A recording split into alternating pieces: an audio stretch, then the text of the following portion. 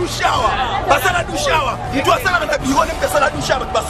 basuba nyosha bimaba awa yebisa bie tolivia ata onde ana sana Grand marché à Kinshasa tope zandu ya munene ndenge tobengaka yango esengi toyeba pe tokangaki déjà ba 49 ans tope ba 50 yango yo banda zandu wana etongama mais lokola zandu yango eyambaka ba milliers na ba milliers ya batu tochaka yango katepe toyebaka teki esi ekoma délabré ndenge ya kusakana te po zandu lokola batu bakotaka ebele moyen omona teki zandu wana esi ba pavillon oyo ezaka na kati ebeba epola emwangana ndenge ya kusakana te tala sikoyo ba pavillon yango ya zandu ya munene tope Grand Marché ya Kinshasa ndenge ekoma tangu batu bazali te tala ba beton nyonso esi ebeba epola donc awa risque ezalaki makasi tolingaki kaka koyoka mukolo mususu ke nous avons la profonde douleur de vous annoncer plusieurs morts au marché de Kinshasa suite na ba pavillon oyo ya babe esi ebeba pe epola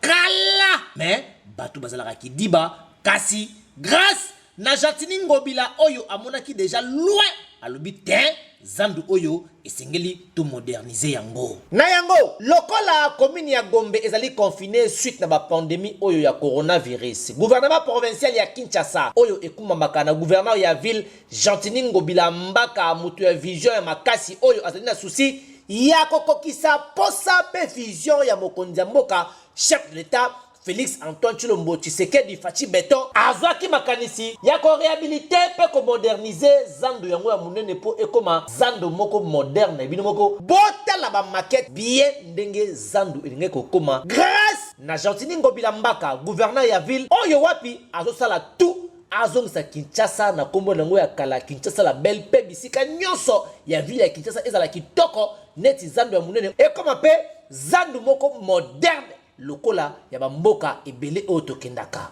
zandu yango elinye komande boy tala awa nyeke za la entrée awa ba pavillon lumière kitoko kaka ndenge batali komona na maquette pendenge zandu elinye kokoma grâce ya gouvernement provincial ya ville ya Kinshasa oyo wapi misala ya modernisation ya zandu yango ya munene esi ebandaki avec impact na idéologie kaka ndenge bino moko bozali komona kasi lokola batu mususu bayana mboka na biso balingite mboka oyo et développé lokola mokonzi mboka Félix Antoine Tshilombo Tshisekedi alingi bakoti na basusol nyonso pona kobundisa pe ko combattre makanisi oyo gouverneur ya ville Jantini Ngobila mbaka azwaki pona ko moderniser zandu nyonso pona kokokisa kaka vision ya chef de l'état Félix Antoine Tshilombo Tshisekedi ke mboka na biso et développer le sous makasi bango balingite bakoti na basusol nyonso pona koluka ke misala ya zandu wana etelema ke mboka na biso évoluer te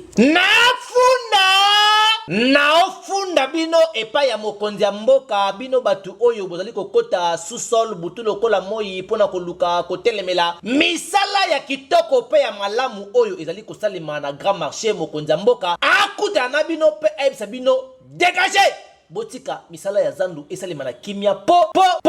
peuple congolais nabana ya Kinshasa o bazaka la Kinshasa esengeli bamona ki Kinshasa échanger pe zandu wana ya munene mokolo bakufungula ngo bana ba oui Fachi Beton vision na ye penza ezalaki ya ko changer mboka oyo surtout ville ya Kinshasa oyo ezali miroir ya mboka na biso pe Grand Marché ya Kinshasa to pe zandu ya munene ezali esika oyo batu bautaka ba le monde entier bayaka kosuma biloko donc esengeli ezala esika moko lokola site touristique pe ezala kitoko na fundi bino batu oyo bozali kokota butu lokola moi na sous-sol po botelemela misala ya malamu oyo gouverneur ya ville Jantini Ngobila mbaka azali kosala na kati ya ba Grand Marché na fundiko fundi bino epa ya Fachi Beton mokonzi ya mboka po boyoka soni